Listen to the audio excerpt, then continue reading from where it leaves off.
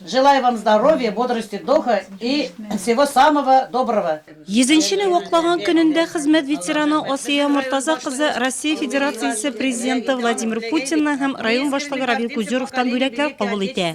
Үзенә күрсәтелгән мондай игътибардан ак әби бераз каушый, әмма сиздерми. Юбилее белән котларга килгән һәркемне сөенеп кабул итә ул. 95 яшында да шулай бергәләп килегез дип шаяртырга да өлгерә. Озак яшәүнең сәре ак әби гел хәрәкәт итүдә күрә. Yaşamın sırrı, hizmet, iş, silkin ve jiri, dik tarafta gelindi.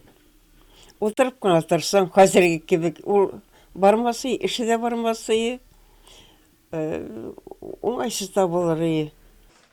Осия Мұртаза қызы тумышы белән Кизләү авылыннан сугыш чоры баласы. Ачлыкны, ялангачлыкны үз җилкәсендә кичергән. Җиңү көнен якынайту өчен өлкәннәр белән бер рәттән көнне төнгә ялгап эшләгән. Урак урган, җир сөргән, элеваторга ашлык ташыган. Җиңү көнен бүгенгедәй хәтерли ул.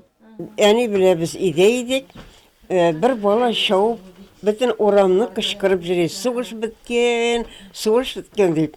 Biz yani bile şaup çıktı oramga. O bala bizim indi oram işkine jartıydı bizden soň o barılıp gelip bizge indi şu şartlıkını haber etti.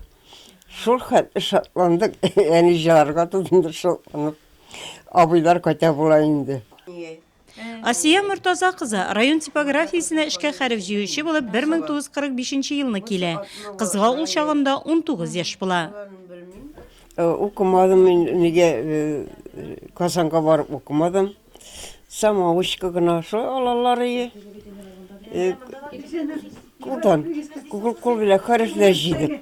Şırpıgına kalınlık kebekkene harfler şularını jiydik. Bir tallarını küterige birisi 10 kilogramdı, birisi 12 kilogramdı. Neçe kilogram bulgandır indi ol. Şularını biz sehtan sehka küterip jiriydik. Otiska alır için. Ağır, temerini küterip bir ağır. Әле дә тик тормый ак әби дөнья яңалыклар белән танышырга теләсә компьютер артына утыра.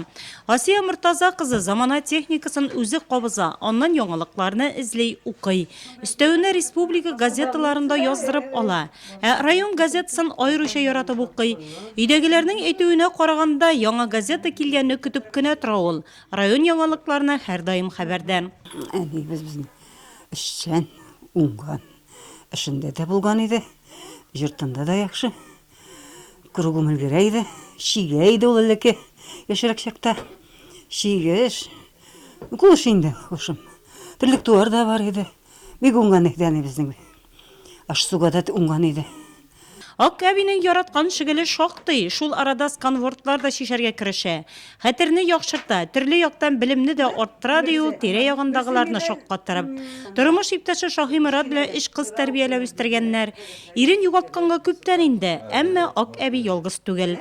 Бүгенге көндә кызы кияү тәрбиясендә яши. Якыннарына, 6 оныгына шул кадәр үк онык чыгына дога кылып, бәхетле картлыгын кичерә ул.